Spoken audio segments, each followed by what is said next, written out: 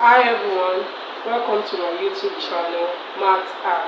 So now in our previous video, I taught you about the abacus and the counting board, and I took an example in Roman numeral. So now we are going to be moving forward to what we call the place value. Place value is the position of a given digit in a number. For instance, 3, the place value is the position of 3 in this number. It was the place value. Now we're going to start small and go big. You see a lot of things on the board. At some point we're going to get to all of them. So the last number or digit in a given number is usually the unit. So you will start from the right and begin to move towards your left. So the number after the unit, remember the last number is the unit. The number after the unit is the ones tens. Then we have the ones hundreds. And then we have the thousands. It's usually easy. If they give you a number, I ask you to find the place value of that number. Just start from the last one. Put your U, your T, your H, and your TH. So you know that 8 is 100, you know that 3 is tens, you know that 5 is thousand, and 4 is unit.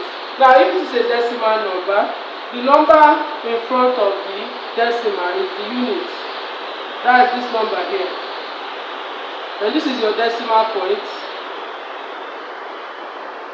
After the decimal point, you have what we call the tens. Then we have the hundreds. And then we have the thousands. This kind of shows that this is a decimal that you're finding place value. So if they ask you to find the place value of 9 in 10269, look at this, 10269. I always like to break it down so that everybody can understand it. The last number is your unit, followed by your tens, then your hundred, then your thousand. Now this is called tens of thousand, TTH, right? So as you can see now from your labeling, remember the last number is the unit. So what is the place value of 9 in this 10,269 is what? 9 is what? Unit. Now let's take another example. It said what is the place value of 0 in 16.08? Remember after the decimal you call each digit one by one. You don't call them together. So we have 16.08.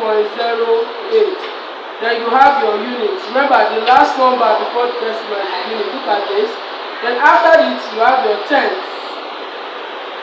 Then you have your hundreds. Can you see it? So this is 0 is what? The tens. I know that most people might see the 0 there and feel like it doesn't have a place value. No, once it occupies that position, that is its place value. Now look at this number that is a million. We are going to expand it and get the place value of each digit in this number. First of all, we have 3, 8, 6, 5, 7, 4, 2. Before we even start to group them, we are going to start from the last number, units. Then the number after that is your tens. The number after that is your hundreds. Remember, you start from the right and you move towards the left. The last digit is unit. The digit after that is 10. The digit after that is 100. The digit after that is what? 1000. Then you have your tens of thousands. After that is your hundreds. Hundreds of thousands. I'm going to tell you something at the end of this video. Okay. Then you have your million. Now, if you look at this thing, you are seeing another 100 tens and units, 100 tens and units. But the difference is that the levels are different. For here now, after this first three, here now, this unit here is the 1000. Then the next one is the tens of this 1000. Then the hundreds of this 1000. Then we have your million. The million is the unit of the million dynasty. Let's say it like that. It's the unit of the million dynasty. Now, if I put another number here, this becomes tens of million. Then I put another number, then this is hundreds of million. After the 100, we go to the next one, right? That is your billion. So if I put 4 here, this is billion. Any other number after that is tens of billion. Any other number after that is what? Hundreds of billion. Then you have your trillion. In our next video, we are going to dive into counting millions, billions, and trillions proper. We are going to write out very large numbers. We are going to show how to group them, and we are going to show how to read them, and we are going to show how to write them in words, and also how to convert them back to figures. Thank you for watching today's video. I hope you